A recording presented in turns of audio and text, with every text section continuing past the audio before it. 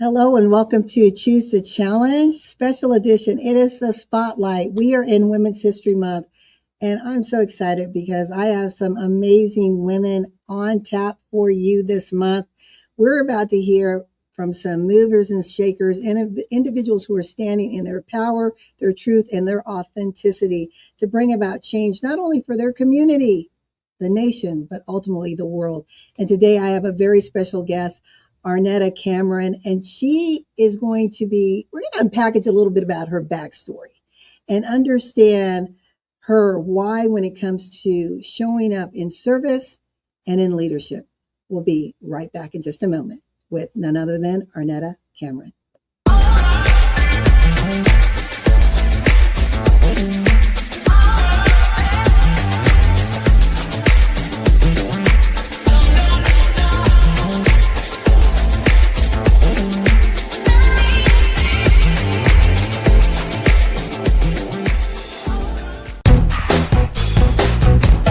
Crazy good time.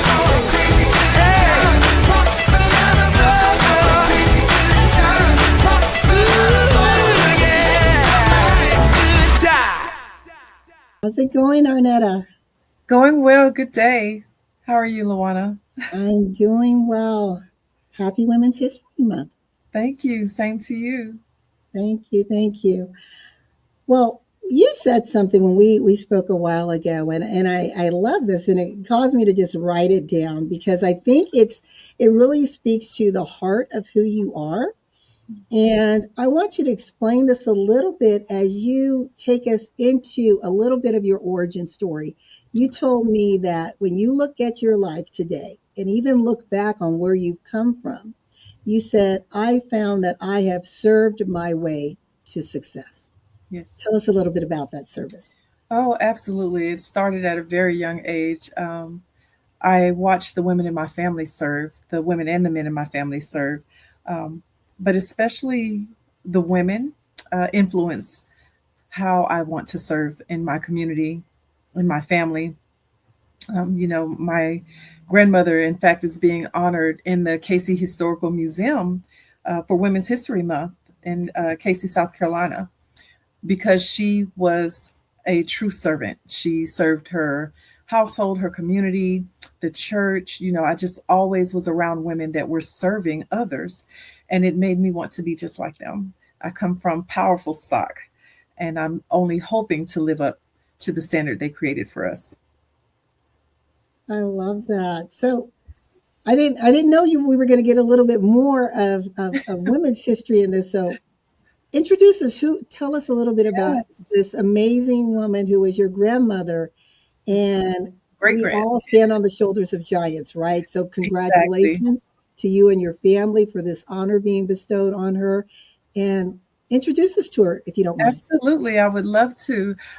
Well, my grandmother this is my great grandmother, is Beulah G. Jackson, and she's lived most of her life in Casey, where she raised her family, and she served in the church that they created. Her and my great grandfather created the church, I believe it's Missionary New Life Baptist Church. And so they served the community through the church, through just helping people, being a positive influence in people's lives. She was always very jovial. I remember her being so loving. And, all the kids wanted to help grandma. So help, well, what we call Big Mama. Everybody wanted to help Big Mama. And, her influence over the family was just so strong, but not just our family, over the community. And that's what I mean when I say I want to serve my way to success. I've watched women in my family, men in my family serve their way to success through their lifestyle as well as their careers. And it's been pretty powerful for me to see and witness because I want to emulate that as well. I love that. That's priceless. Um, you mentioned something also. You said you were told, and I don't know if this was your grandmother or your mother, but to put it in their hand. So your service, put Mhm. it in the person's hand, and it Yes, will find their soul. absolutely. My mother told me that. She said, if you want to help somebody, go help that body. go help that person. And so, although we are believers in, um, you know, donating to organizations, if I really want to help homeless people, I should go help a homeless person. If I really want to help mothers in need, I should go help a mother in need, whether I'm a part of larger organizations or not, whether I provide monetary assistance through those organizations or not. If I really want to help single mothers, I should go out and help single mothers myself with my own hands. She taught me that even if you are a person of means, just writing a check won't do. You can't write a check into someone else's heart. You can't write a check into heaven. So you have to go out and serve in order to reach the people that you want to help. You have to get your hands in there some kind of way and help. Yeah. And if you don't mind, let's unpackage that because we're at a time when the world is experiencing massive disruption, uncertainty, chaos, fear, Yes. and we know people want to help and they want to give and they want to do, Hmm. but they don't even know how to start. Maybe they have been always that person who's stroked that check, right? Yeah. But as you said, sometimes we need money does go far. We do need that. We're not You we're need not that. Hmm. don't give monetarily, but if someone is trying to find that their niche in the Hmm. giving, what would you say to them? How can they develop a life of service? Yeah, I would say, you can start small. You can start small in serving and build your way up to where you're really making huge impacts. And sometimes it only takes a small step to create a huge impact in somebody else's life. I often say $5 is a lot of money when you don't have 50 cents, because we tend to take things for granted, not understanding that no matter how much you don't have, there's someone out there that has even less than you. So we all have something to share, something to offer, whether it's words of wisdom, acts of kindness.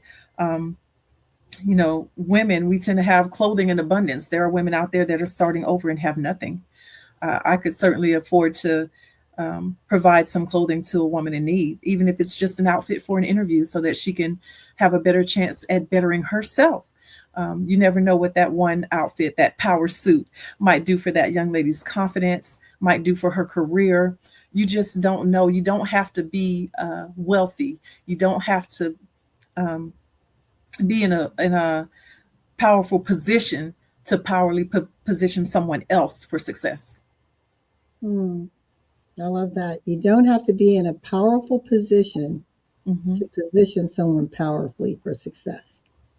I hope our audience is leaning in and listening to this. We are here with Arnetta Cameron, and this is a spotlight feature for Women's History Month where we take our everyday women, leaders, servants out and introduce them to you, our audience, to find out what's actually going on. And we often are, I think, blinded by what we see in the media and who's spotlighted. But if we lean in and pay attention, looking to our left and right, we see giants all around us, right? People who, like Arnetta, that are doing some amazing things. Thank Now, you. Arnetta, I want to go rewind. Let's go back a little bit more in your past. Okay. Tell me what was growing up in your household like?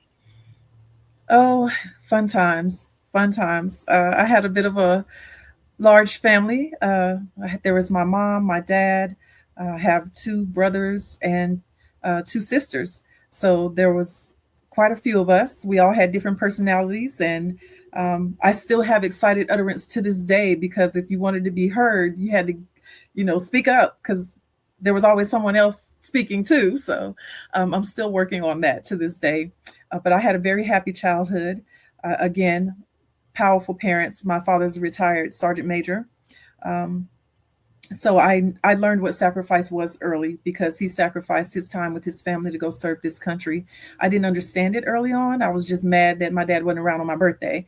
But as I grew older, I came to realize the sacrifices that he was making for us to have a better life, for our country, just himself, sacrificing of himself. And my mom was our rock. She was absolutely the rock of the family. She has a powerful influence on all of us. She was um, very funny. I think I get some of my comedic ability from her because we laughed our way through some pretty rough times to the point where we didn't even realize that we were going through those type of struggles because we were so happy. I didn't realize for a long time that we were not a family that was better off because everything we had was clean, everything we had was appreciated. My mom took great care of us. She would get up at 5 o'clock in the morning and cook us breakfast because she didn't believe in cold breakfasts that the school would serve us. She didn't believe in cereal for breakfast. To each their own, but it was just another way that my mother chose to serve her family. That was the one thing she could do. We couldn't always have expensive gifts, but we could always count on my mother to get up with us in the morning, make us a meal. We would laugh, we would joke. She would get us together when we were out of line, and we would go on about our day. And we came home to the same. So it was a very good childhood. I love that. And I just found out you and I have something in common. My father was also a retired sergeant major. Oh, nice. Okay. So you know what I mean. Yes. Structured but happy home. Structured but Yes. happy. Yes. And what bringing up your mother, I think so often we think about the service members, right? But we don't think about the family that is also serving, right? That Yeah. support system that's critical to the mental wellness and strength of Yes. that military individual. Absolutely. My father often said that my mom served with him. She's Sergeant Major too, because she served with him. Yes. So retired Sergeant Major Haskell Bernard Jackson and wife. Isella Jackson, they did it together and they definitely were the right combination for us to thrive. And, just the examples that we've seen in our family, the strong women, the assertive men, servitude men, people of faith. That's a big thing, people of faith. Um, Yes. because even if you're not a religious person, air quotes, you still have to have faith. You have to have beliefs and believe in something bigger than yourself. Believe in something bigger than yourself. And then it's not so hard to help someone else. Yeah, I totally agree with that. When you do believe in something bigger than you, Hmm. then you realize my life has more meaning, right? I don't want my life to be in vain. So how do Right. I take this these bookends, right? This Hmm. moment in time that I've been given and show up in a way that's indelible. And it seems like from things that you've been sharing with me prior to this interview and during this time is you have this legacy is continuing, Yes. from Yes. your great grandmother and possibly generations before. Hmm. There is this amazing thread of service, of giving. You Yes. mentioned joy, love, faith. Yes.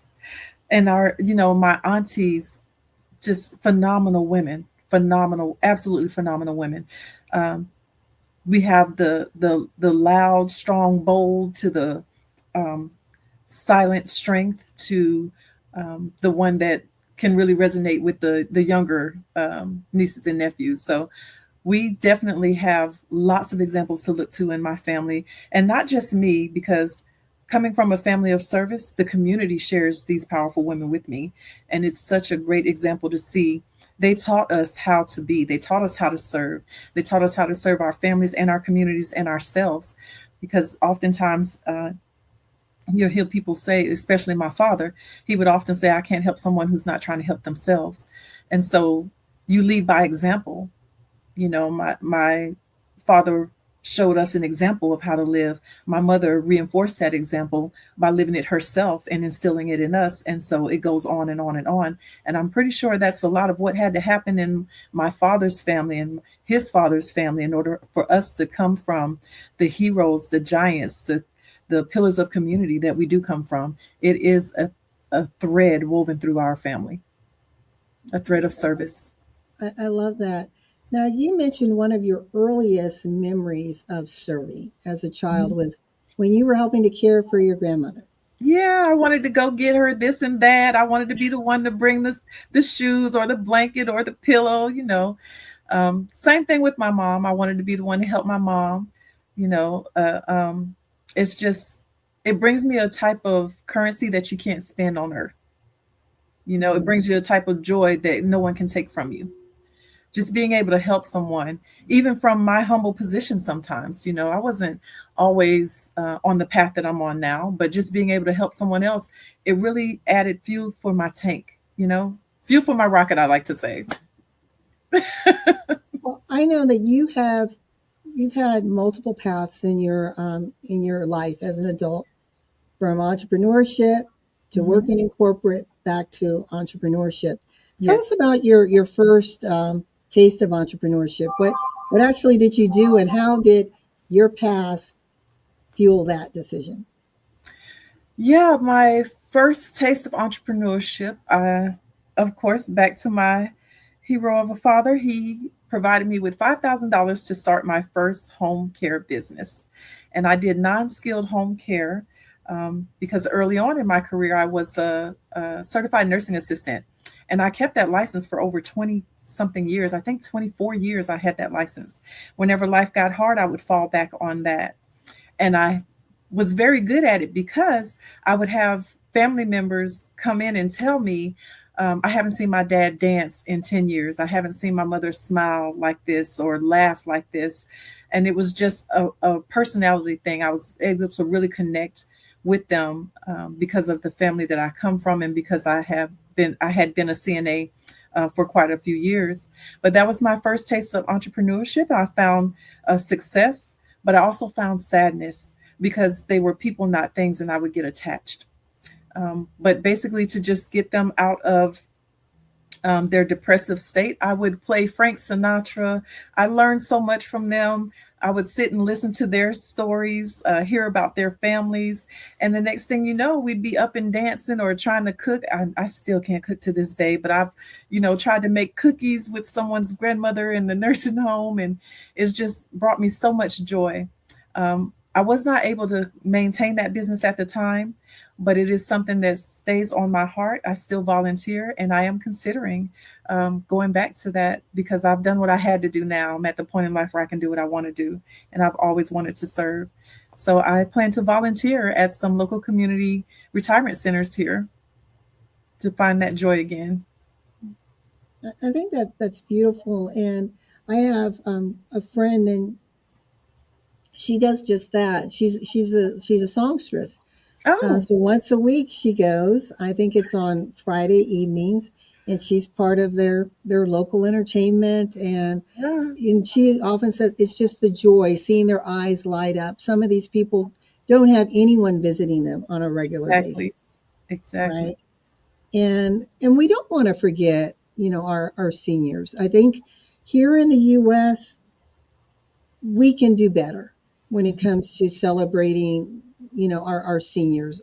Unlike other countries that embrace them, we Yeah, seem to want to just put them aside, put them aside. away, right? Out of sight, out of mind. And we're doing ourselves a serious disservice because even now, with it being Women's History Month, think about the history those women in those senior communities made. Think about Yeah. the fact that they paved the way for a lot of us to be here, and to be living the lives that we live now because they fought the good fight for us to be able to do so. So we are doing ourselves a disservice. And even to that point, the amount of knowledge that's exiting the workforce right now, um, you know, they still have that knowledge. Different technology, same knowledge applies. Yes. Just go about things differently, and we're losing that as people are aging out and being brushed aside in our community. So I'm going to make myself available to them, and I'm going to bring myself some more of that currency you can't spend on earth, and just really pay it forward as we should, because those women are our heroes. We are standing on their shoulders. They did contribute to our lives, whether we see them or not. Their actions helped us all get to the place where we have options, choices, and freedoms today. I love that. This show is entitled Choose to Challenge. And we're here with Arnetta Cameron, and we're doing a spotlight, just understanding how she's showing up today as living history, a woman who's stood on the shoulders of giants, is still standing on the shoulders of giants. Yes, ma'am. And what I want to ask you, Arnetta, is when you look back on your life to where you are now, and I'm going to word it in a very unique way, what has been you would that you would say has been your one of your biggest challenges and Hmm. turned out to be your biggest joy or triumph? So biggest challenge, and then Biggest- it resulted in being your biggest joy or triumph. Okay. My biggest challenge has always been to remain positive, embrace myself, educate myself, and elevate myself. That has always been a challenge for me because I didn't have a traditional path to success. I went around the roundabout plenty of times before I finally found my footing and found my path. And other women and people poured into me. I've had some great leadership in my life to help me get where I am now.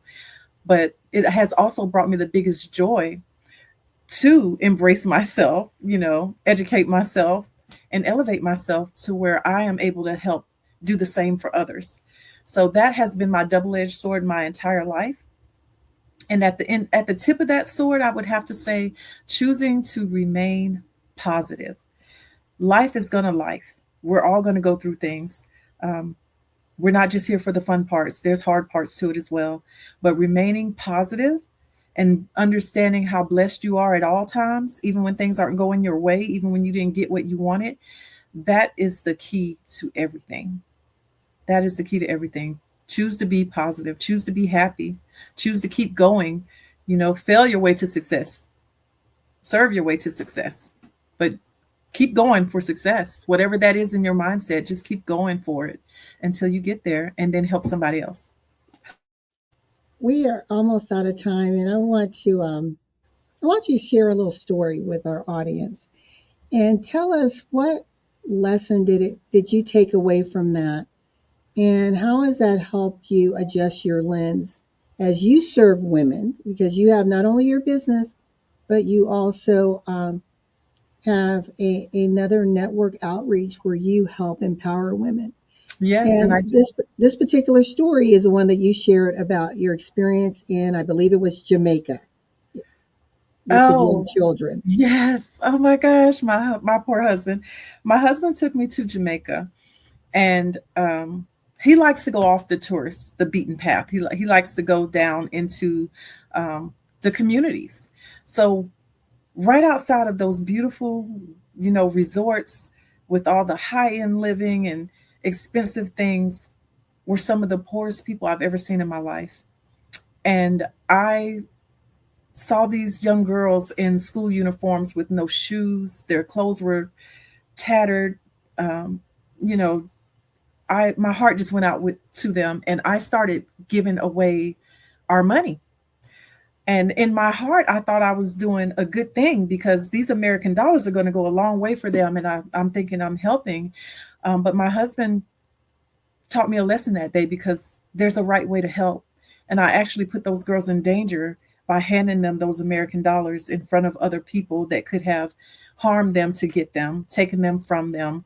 Um, and I put us in danger as well. And I didn't realize that. I just led with my heart, and my heart was that I could help, so I did. And I didn't realize that my help can also be hurtful. There's a way to go about doing things. It was a lesson learned for me, but I also, I feel good about what I did. I just wish I had done it in a more clever way so I didn't put them in harm. And then after my husband said what he said to me, I realized why they took off running. I thought they were taking off running out of joy. They were also taking off running because people saw me giving them that money. Mm, But it was a lesson learned. And again, it goes back to appreciating what you have, no matter how little. Appreciate what you have because someone has less. yes. Well, Arnetta, this has been amazing. Thank you so much for taking time out of your busy schedule to join us on Choose to Challenge. For those of you, continue to stay tuned because Arnetta will be back Yes, I on will. our platform, both here on Choose to Challenge and Business and Financial Raw Talk. We're going to learn more about the work that she's doing to help empower women as well as her business lane. So, this is a multifaceted woman. She's doing it all. Thank you for having me, Miss LaWanna. And you are one of those giants I'm speaking of. You are making a way for many other people to be heard and to learn. So I appreciate you very much for having this space for us. Thank you so much. And to our listening audience, we look forward to seeing you next week for another edition of Choose to Challenge. Be safe, be well, and remember that in life and in business, when your vision intersects with opportunity, success is inevitable. Thanks again, Arnetta. Thank you.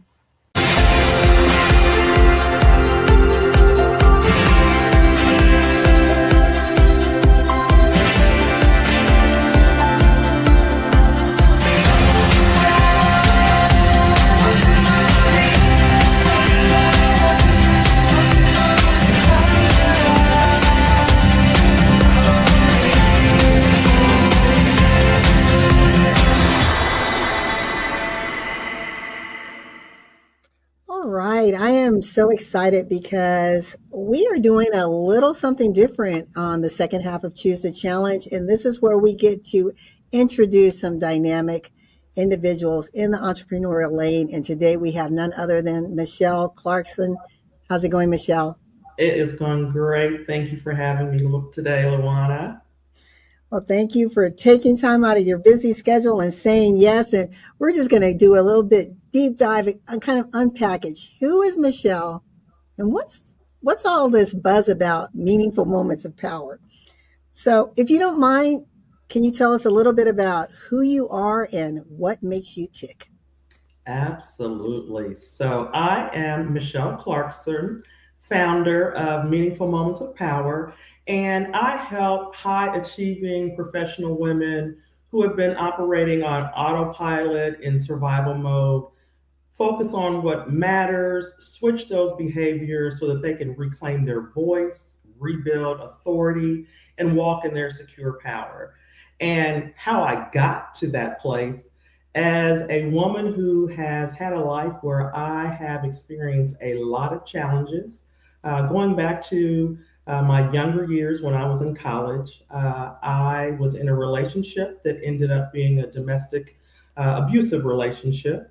And as a result of that, one of the only good things that came from that was I ended up having a daughter. And so that was the thing that made me say, okay, hey, your child deserves better. And so that's what I was able to use to be able to leave that relationship.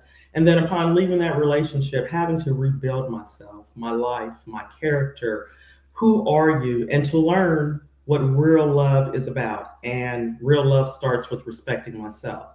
So after therapy and my faith and regaining myself, I later went on and was married and ended up having to be divorced. And so it's like, here we are again, Michelle, you're back to a season of rebuilding your life, but only this time the rebuilding was a little different because when I got divorced, I was divorced in a city where I had no family, no support system, just me, my children, and God. So it made that rebuild a little more difficult.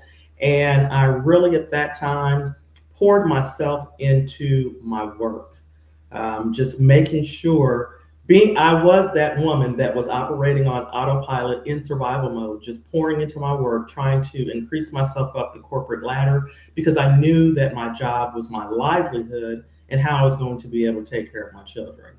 And so in doing that, it brought me to wanting to be able to help women so that they don't have to deal with those things and to be able to help women to understand that you have a voice and the importance of using that voice, but also being able to teach women awareness in how we lose the voice. A lot of women don't even realize that they're operating on autopilot or over functioning, as I like to term it. And so that's where Meaningful Moments of Power came from, where I am the woman that helps women stop self-abandoning themselves. I love that. You said something, and I put it in three R's. You said that you were able to rebuild your life, you were able to reclaim your voice, and you were able to be in a position where you could respect yourself, i.e., self love.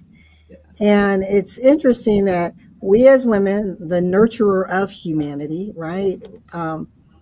We birth great nations. That so many of us struggle in those three areas. And we're going to get back into that because I want to unpackage that piece as it sits into what you do in your business, Meaningful Moments of Power. But I want us to roll back the hands of time, go way, way back. Tell us about your childhood and the most impactful thing that you remembered as a child, your earliest memory that you believe shaped who you are today, or at least a part of who you are today. You see the smile. It's like the childhood that I lived really helped to shape who Michelle Clarkson is. I was born in Gary, Indiana. Yes, the hometown of Michael Jackson.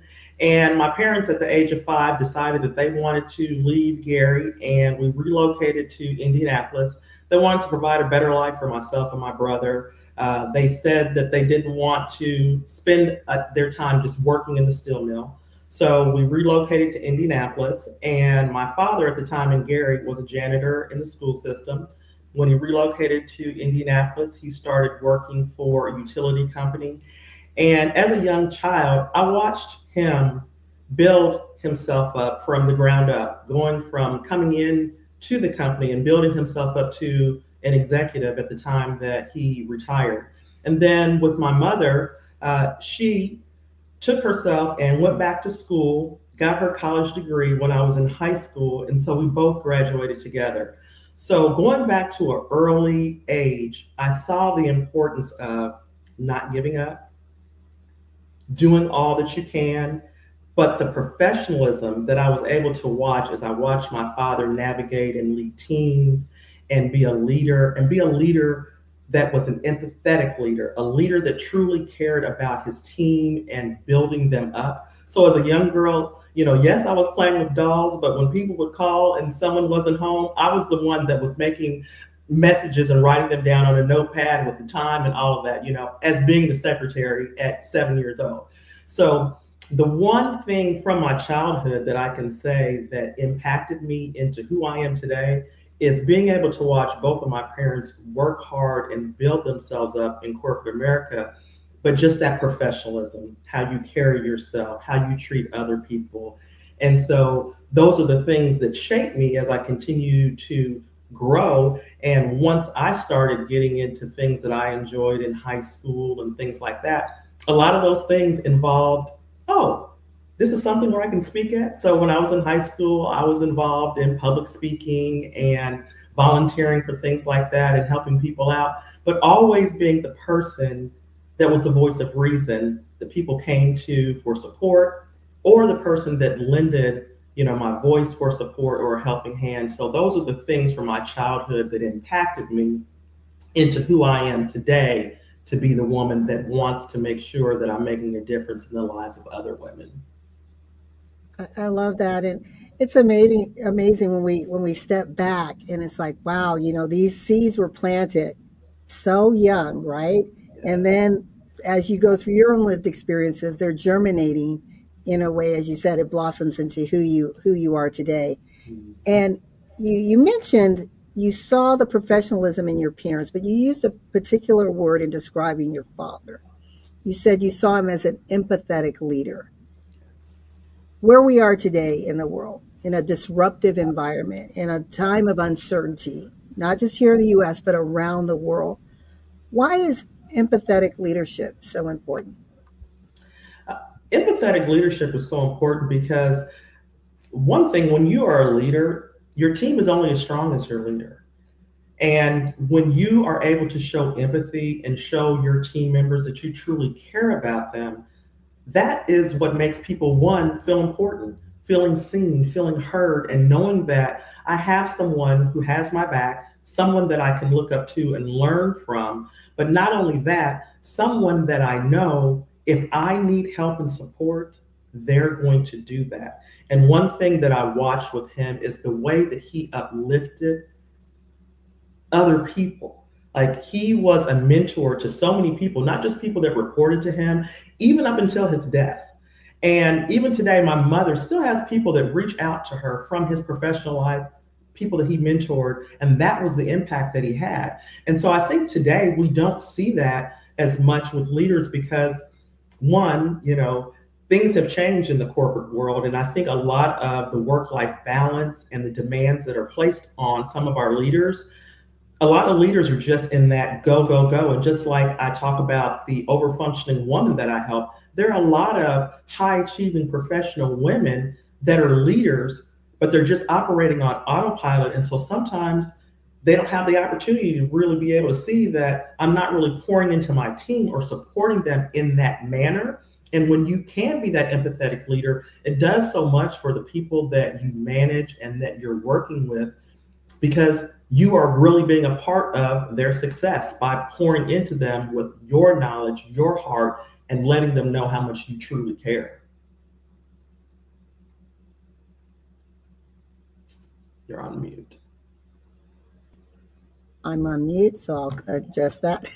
We are here with Michelle Clarkson, and we are talking about her life, unpackaging how she shows up, and Meaningful Moments of Power is her company.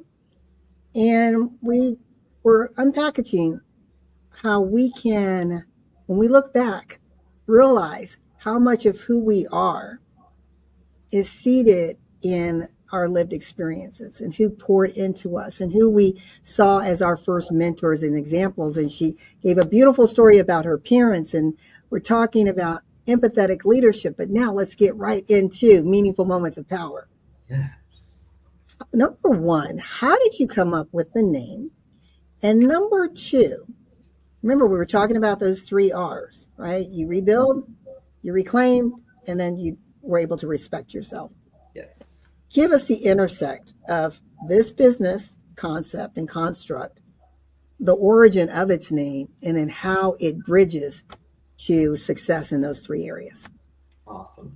So, as far as just the concept of meaningful moments of power and where it came from, as I shared about the challenges and struggles that I went through, once I was able to overcome, domestic abuse, at that point in time, I said, I want to be able to help other women, but I didn't act on it.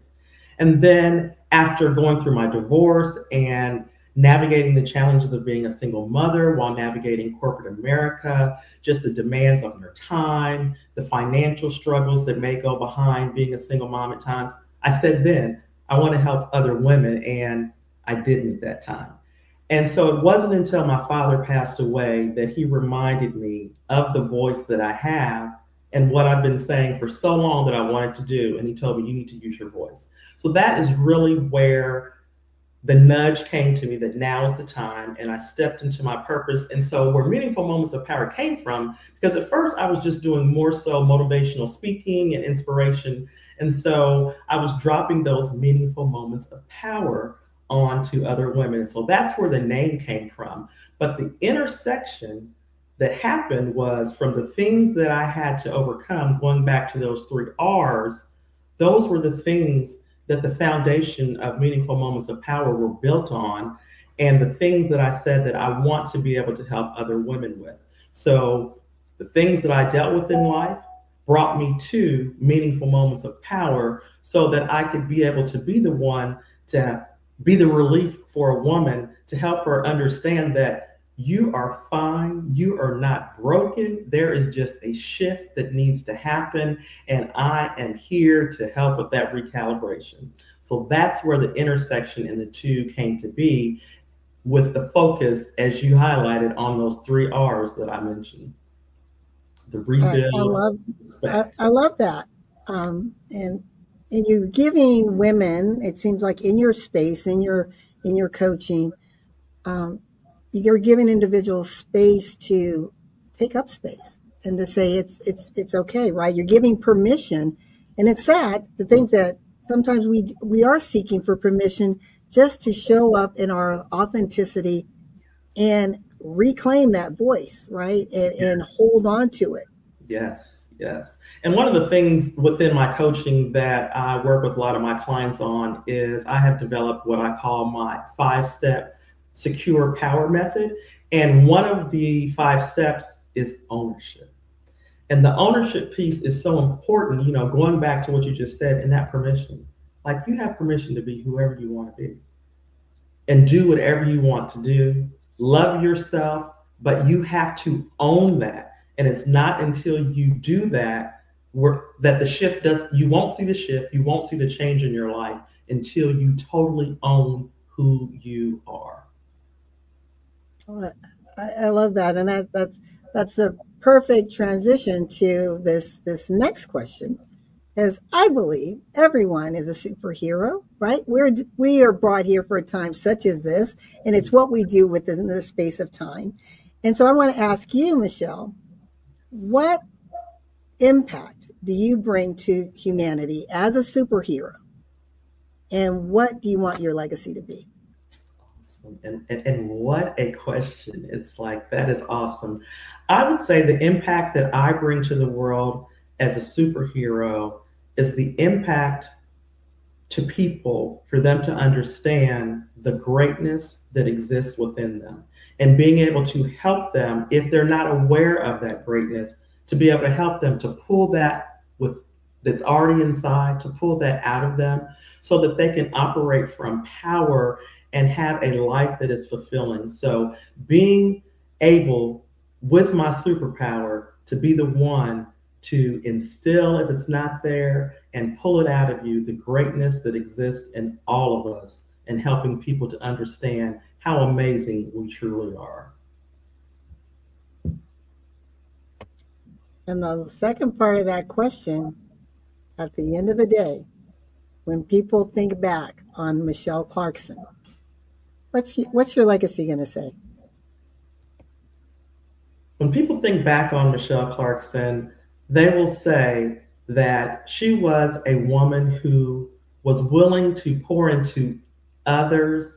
She always had high energy. She was so positive, and she operated from that all the time and made others feel good. You know, people will say that Michelle Clarkson was the one that I could always go to if I needed support. She was always willing to lend a helping hand to others, to uplift them. And that is the thing that I think is part of my legacy. But I know that that will be one of the things that people will say about Michelle Clarkson, is the way that she poured into others, making them feel amazing and helping them to understand the light that's within them. One thing that I say all the time to people is, remember, the world needs you. And we need each and every one to remember that the world does need all of us. And so, if anything, that will be what people will say about me, is that I wanted people to remember how important they are and that they have gifts, and give it to the world. I love that. That's beautiful. So, when we spoke in the past, you gave a particular quote, and I'm actually going to put it here on the screen. Now, and let's talk about it a little bit before we close this show. Let me do it this way because I want to make sure people can see it well.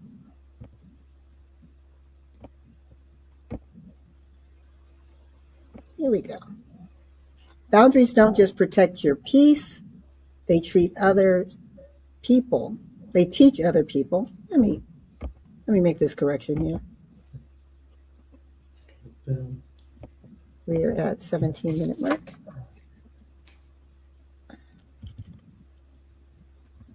That's why I like pre-recording. Okay,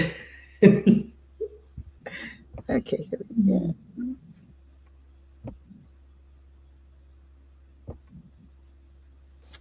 You stated when we spoke a few weeks ago, you were sharing a lot of salient points, and this quote stood out to me. Boundaries don't just protect your peace, they teach other people how to treat you. Absolutely. If you don't mind just unpackaging that a little bit before we go and let people know how to contact you. Yes, awesome. And that statement is something that's a pillar that I live by and I teach other people, because one thing, when people think about boundaries, sometimes when they hear the word boundaries, they're thinking, oh, well, I don't want anyone around me. That is exactly the opposite of what boundaries mean. Boundaries are a way that you teach people how to treat you, because when you set boundaries, you're saying, okay, hey, no, that does not align with me, or I'm not going to do that because of how it made me feel, what have you.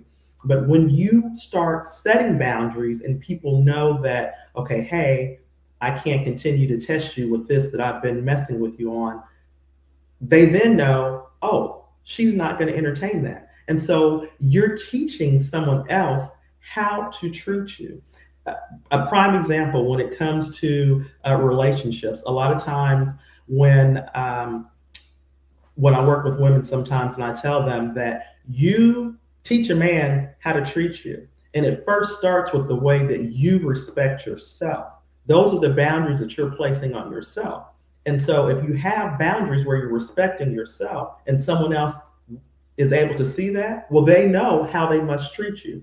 So our boundaries are so important because, yes, they protect our peace, but they also teach other people how to treat you and the things that you will or will not tolerate. So that's why they are so important.